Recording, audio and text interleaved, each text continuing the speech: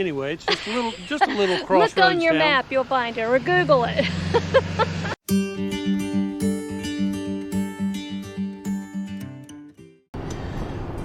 Well, sweetheart, what are we gonna do today? We are headed out to High Springs, Florida, and we have our e-bikes with us, so we're gonna park at one end of High Springs, take out our bikes, and bike through the city or the small town, and stop at the coffee shops. It's supposed to be pretty chilly today, so coffee is a must.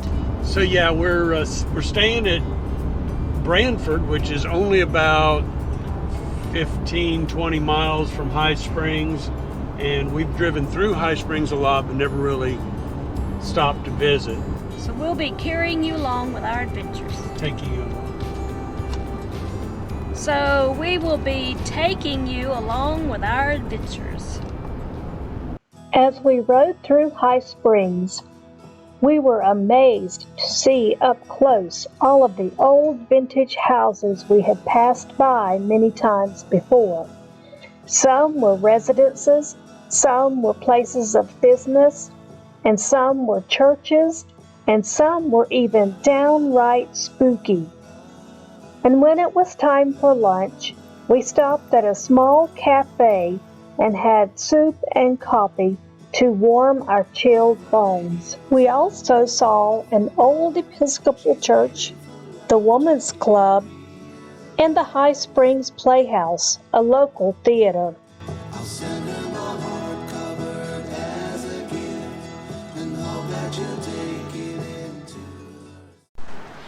A lot of times when we're out and about, we like to take historical trips and see what kind of history things we can find around the city. Big thing in little small towns is to paint murals about the history of their town in some places. So in the late 1800s, High Springs kind of turned a corner. There was phosphate discovered in the area, so the train stations or the train spurs were increased here.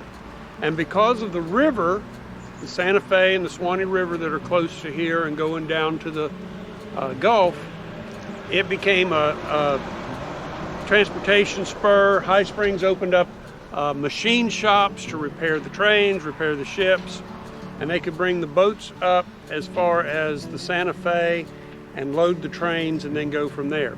It actually connected Jacksonville, Gainesville, High Springs with places like Mobile and even Havana, Cuba. So behind me is the historic passenger depot. As trains started to change to the diesel locomotives instead of the coal, High Springs started to close down a little bit as far as their railroad, so that now this is the only existing railroad building left. High Springs enjoyed their railroad history through about the early 1900s before it started to decline. Now it's a museum.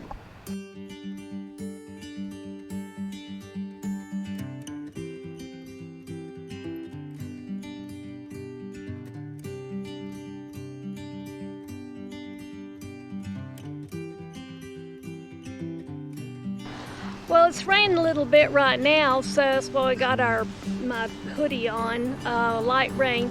But we had a good lunch. We ate at a place called Bambi's.